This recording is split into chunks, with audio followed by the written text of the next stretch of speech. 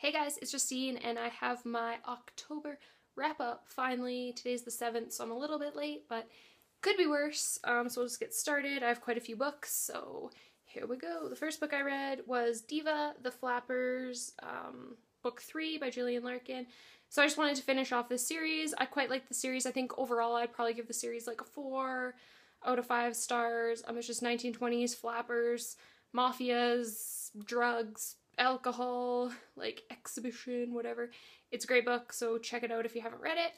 Then I picked up a book I got at Comic-Con. I grabbed In Real Life by Cory Doctorow and Jen Wang. I really like this book. I actually want more. Like, it left me wanting more.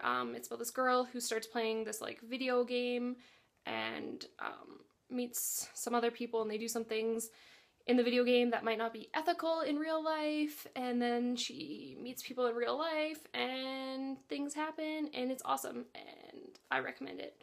I think I gave it like 4 or 5 out of 5 stars. It's awesome. Then, because I kind of wanted to read scary reads, I picked up This Dark Endeavor by Kenneth Oppel, and it's the book 1 in the apprenticeship of Victor Frankenstein. It was dark gothic Frankenstein retelling. Loved it. Then I grabbed Lock and Key Head Games by Joe Hill and Gabrielle Rodriguez. This is volume 2. And I love it, so check it out. Then I grabbed Night School by C.J. Dougherty. And this was like this boarding school and paranormal things. And again, it was a great read. And I think it's a series, I'm pretty sure. It has a new cover now with like a chick on it. That's different than this, but I quite like this cover. And then I picked up the rest of the Lock and Key series. So Crown of Shadows, volume 3.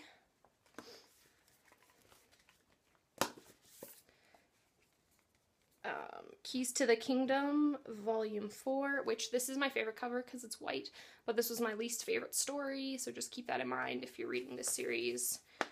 That one might be a little bit different. Clockworks, which is volume 5. And then the last one, Alpha and Omega, volume 6. And overall, this series is super amazing. I would give it like 4.5 stars overall. It's supposed to be like, it's like about kids, but I wouldn't necessarily call it like a children's graphic novel because it's kind of scary. And like some of the artwork would like give me nightmares because it's creepy shit, but the series is great. Then I picked up the sequel to His Dark Curiosity, which is Such Wicked Intent by Kenneth Oppel. The Apprenticeship of Victor Frankenstein. Oh. Book 2, and this one I didn't like as much as book 1, but it's still like the dark gothic horror kind of retelling, and this one's like more a retelling of Dr. Jekyll, Mr. Hyde. So it's pretty a crazy story. Like, they're good. It's just that that one wasn't as good. Then I read Servants of the Storm by Delia S. Dawson because this looked creepy as hell, and I just bought it from Book Outlet, and it was really good. It's about like Hurricane Katrina and kind of like the aftermath, but then it's like paranormal stuff too. So check it out if that sounds like something you'd be into. Then I picked up Blood Wounds by Susan Beth Pfeiffer because I love this cover, and this one is like about this girl who's never knew her dad, and then she finds out that he's like a serial killer, and then she wants to know if she's like has serial killer tendencies. So it's another good book, and it's super short, so it's a quick read. Then I picked up Envy by Greg Olson, and this is an empty coffin novel, and it's about a girl who commits suicide, but did she really? And there's like ghost things in it, so it was pretty good. And then kind of to keep along with like the serial killers, I grabbed Ripper by Stefan Petrucha. And this one was just like a super cheap book that I picked up at Chapters one time, and it's supposed to be about like Jack the Ripper kind of comes back, but that's not really what it was about. He's like a detective, and he comes from like this orphanage, and it was okay. I think I gave it like 3.5 stars, but I don't know. It's alright. Then I picked up Dark Souls by Paula Morris, who also wrote Ruined, and this one again was like a ghost book, and it was fine. And then I picked up some I did some like flashbacks to the 90s where I read some Goosebumps. So The Blob That Ate Everyone by R.L. Stine. And if you have Walmart, these are at Walmart 2 for $10 if you're interested. So that's where I grabbed most of mine. And then I picked up Please Don't Feed the Vampire. And I mean, this one is like the choose your own endings, which used to be my favorite, but they're kind of like stupid now, and they're definitely not as scary. And it's always like, this was scary, except for it wasn't actually a ghost. It was your dad in the garage or whatever. So they weren't as scary. And then The Haunted Car. Then I read some graphic novels, so I'll insert them over here. All of them were from NetGalley, and they were like the Read Now graphic novels, so they like, I had to fit them in or they disappear. So I read The Empty by Jimmy Robinson, and it was like a dystopian one, kind of like dystopian sci-fi. So there was like 2 different races, so half of them were like in this like bleak world where they were like starving to death, and the other ones were like living in this lush like area, but it was like on the same planet kind of, and it was really cool. But it was like weird because the people that were like living in the desert and like were barely surviving had like super long arms, and then the people that were like living life had like super long necks. But it looked like both races were done by different artists, so I'm not sure if it was or not, but it was kind of weird that way. But I gave it like 4 out of 5 stars. I quite liked it. I'd probably continue on with the series. Then I read Casey and April, a Teenage Mutant Ninja Turtle kind of spin-off by Mariko Tamorki and Irene Coe.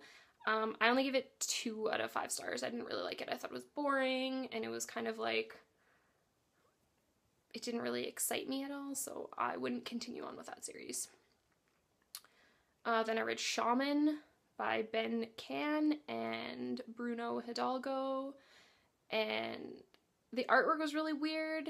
Like, it wasn't really my style of artwork that I like, but I did enjoy the story. And I'll insert a picture so you can kind of see the artwork. And I give it 4 out of 5 stars. Like, it was a good story. I'd probably continue on with it as well.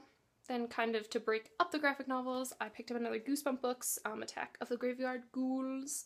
And this one was kind of scary, so, you know. Then back to the graphic novels. Then I picked up Sidekicked, which I thought looked super cool because it was about all like the superhero sidekicks and how they actually need more recognition but don't get it. And it was by Russell Brettholtz, Miguel Mendoca, and Bong Dazo.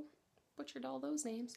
But I only gave it a 3 out of 5 stars. Like, it was fine, but it wasn't great. And it wasn't like superheroes that you knew about. So I feel like if it would have been like Batman, and like if it would have been about like Robin and whoever else, it might have been better, but these were just like random superheroes, so I was like, I don't know your story.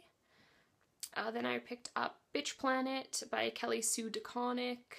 I only give it 3 out of 5 stars. Again, it was really weird. Like, I get where she was going with it, that it was like, embrace yourself as a woman, blah, blah, blah, blah, but I felt like we weren't getting like the whole story. Like, we were just dropped in the middle, and it was choppy, so I wasn't really a fan. I probably wouldn't continue on with that series. And then I grabbed Descender by Jeff Lemire because I really like Jeff Lemire. I like his art. I like his stories. But this one, the art was like way different. And it was just like a weird story. Like, I gave it 3 out of 5 stars. I can't remember if I said that already. And I don't know, I maybe would continue just because I quite like him like as a writer. But it just wasn't what I was looking for from him, if that makes any sense. And then I just picked up 2 more books to kind of you know, round off my numbers. I picked up State of Decay and Ruin by Peggy Martinez. So this is a omnibus of book 1 and 2 of her zombie books. And this was in my special edition Lit Cube zombie box. And it was like about, so book 1 and book 2 are about 2 different characters, but they like come together. But I need to pick up book 3 now because I felt like I was left out and I need to know what happens with these 2 characters. And then the last book that I read was The Ghost Next Door by R.L. Stine. Another Goosebump book. So that's all that I read. So I think that was like 20 books or something crazy. Let's see. 1, 2, 3, 4, 5, 6, 7, 8, 9, 10, 11, 12, 13, 14, 15, 16, 17, 18, 19, 20, 1, 2, 3, 4, 5, 6, 27. So yay for me for reading that many, and I've already read like 9 or 10 for November, and it's only the 7th, so I'm excited. And I did meet my Goodreads goal of what did I have it as? 100, well, I did have 150 and then I bumped it up to 165 and I'm already at like 180 or something, so yay. So yeah, let me know if you guys read any of these books, if you liked them, if you hate them, and if you have any other book recommendations, and I will see you guys in another video. Thank you.